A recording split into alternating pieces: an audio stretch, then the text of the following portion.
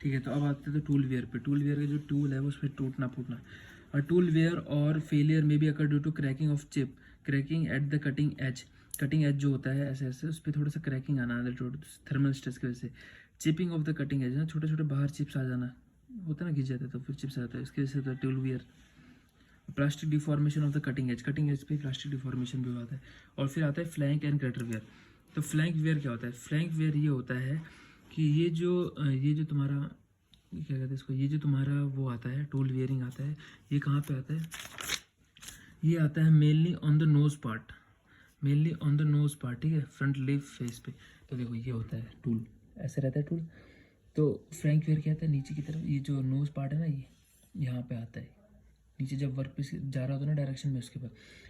और ये क्यों इसलिए आता है? क्योंकि बिल्डअप एज होता है तो अच्छे से नहीं निकलता है, तो उसकी वजह से इसमें दिक्कत आने लग जाती है। और क्रिटर वियर किस पे होता है? क्रिटर वियर फेस पे होता है।